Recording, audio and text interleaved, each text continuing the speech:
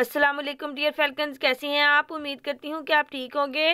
जी प्यारे बच्चों, आज हमारा लेक्चर नंबर 11 है, 7th क्लास, यूनिट नंबर 10, जिसका टाइटल कायदे आज़म है। आज हम उसके 5th और 6th पैराग्राफ की ट्रांसलेशन पढ़ेंगे। सबसे पहले वर्ड्स मीनिंग की तरफ चलते हैं। फर्स्ट वर्ड है टूक, लेते थे, लिया या ली, इंटरेस्ट दिलचस्पी, फॉर्मेशन बनाने में, तंजीम में, प्रोग्रेस तरक्की, क्रिएशन तख्लीक, एडवाइज्ड नसीहत की, अचीव्ड हासिल की, रिस्पॉन्सिबिलिटीज़ जिम्मेदारियाँ, अप्रोच रसाई या तरीक़ेकार, पॉलिटिकल सियासी, सोशल समाजी, इकोनॉमिक मुआशी, प्रॉब्लम्स मसाइल, ड्यूटीज़ फ़राइज़,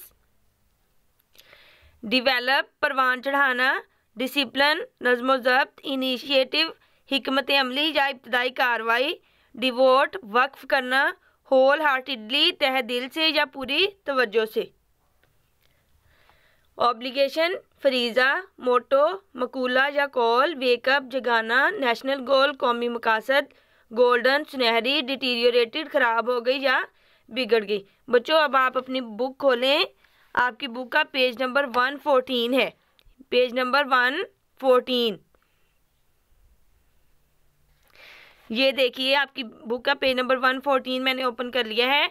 ये 5th पैराग्राफ है। ये देखें, कायदे आज़म टूक ग्रेट इंटरेस्ट, दिलचस्पी ली, ग्रेट इंटरेस्ट बहुत ज़्यादा दिलचस्पी ली, इन द फॉर्मेशन तंजीम में, एंड प्रोग्रेस और तरक्की में, of the Muslim student federation. कायदे आज़म ने मुस्लिम स्टूडेंट फेडरेशन की तंजीम या के बनाने में और उसकी तरक्की में बहुत दिलचस्पी ली। After the creation of Pakistan की तख्लीक के बाद या पाकिस्तान बनने के बाद, ही एडवाइज्ड उन्होंने नसीहत की, द स्टूडेंट्स उन्होंने तुलबा को नसीहत की। नाउ अब, दैट यू हैव अचीव्ड जब आप हासिल कर चुके हैं, योर गोल अपना मकसद। पाकिस्तान की तख्लीक के बाद या पाकिस्तान बनने के बाद उन्होंने तुलबा को नसीहत की, अब जबकि आप अपना मकसद हासिल कर चुके हैं। You have a government of your own, आपकी अपनी एक हुकूमत है, and a country which belongs to you, और आपका अपना एक मुल्क है, and in which you can live as a free man, और जहां आप एक आज़ाद आदमी के तौर पर रह सकते हैं, आज़ाद इंसान के तौर पर रह सकते हैं। पाकिस्तान की तख्लीक के बाद उन्होंने तुलबा को नसीहत की, अब जबकि आप अपना मकसद हासिल कर चुके हैं, आपकी अपनी एक हुकूमत है, आपका अपना मुल्क है जहां पर आप एक आज़ाद इंसान की तरह रह सकते हैं। योर रिस्पॉन्सिबिलिटीज़ आपकी जिम्मेदारियां, एंड योर अप्रोच और तरीक़ेकार, टू द पॉलिटिकल सियासी, सोशल समाजी, एंड इकोनॉमिक और मुआशी, प्रॉब्लम्स मसाइल की तरफ, मस्ट ऑल्सो चेंज तब्दील होना चाहिए। आपकी सियासी, समाजी और मुआशी मसाइल की तरफ आपकी जिम्मेदारियां और उनका तरीक़ेकार तब्दील होना चाहिए। The duties required of you, वो फ़राइज़ जिनका आपसे तकाजा किया जाता है, आर हैं टू डिवेलप पैदा करना या परवान चढ़ाना, आ साउंड सेंस एक मुकम्मल एहसास या वाज़िया शऊर, ऑफ डिसिप्लिन नज़्म ज़ब्त का, करैक्टर किरदार, इनिशिएटिव इब्तदाई हिकमत अमली, and a social academic background, और एक समाजी तालीमी पस मंज़र हैं। वो जिम्मेदारियां जिनका आपसे तकाजा किया जाता है, वो नज़्म ज़ब्त, वाज़िया नज़्म ज़ब्त, किरदार, ठीक है, इब्तदाई हिकमत अमली और समाजी तालीमी पस मंज़र का वाज़िया शऊर पैदा करना है।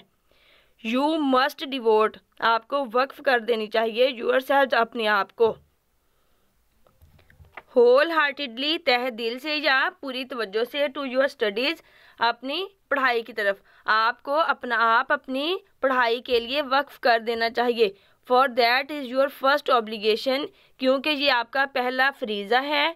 टू योर सेल्फ अपने आप के लिए, टू योर पेरेंट्स आपके वालिदैन के लिए, एंड टू द स्टेट और रियासत के लिए, क्योंकि ये आपका अपनी ज़ात के लिए ٹھیک ہے، اپنی ذات کے لیے، آپ کے والدین کے لیے اور اس ریاست کے لیے پہلا فریضہ ہے۔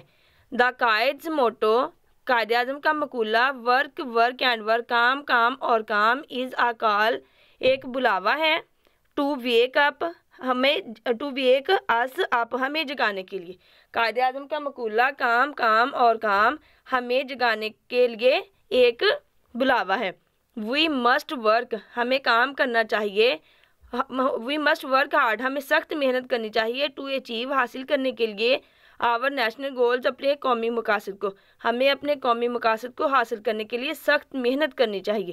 H one of us should try, ہم میں سے ہر کسی کو کوشش کرنی چاہیے، اینڈ ایکٹ اپون، اور عمل کرنا چاہیے، دا گولڈن پرنسپل، سنہری اصولوں پر، دا قائد گیو ٹو دا نیشن، جو قائد اعظم نے قوم کو دیے۔ ہم میں سے ہر کسی کو ان اصولوں پر عمل کرنے کی کوشش کرنی چاہیے اور عمل کرنا چاہیے جو قائد اعظم نے ایک قوم کو دیے۔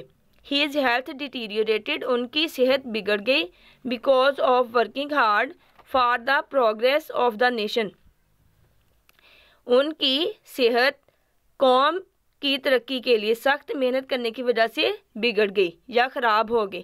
ہی did not care about his health, انہوں نے اپنی صحت کی پرواہ نہ کی، اینڈ کیپٹ ورکنگ ہارڈ، اور سخت محنت کرنا جاری رکھا۔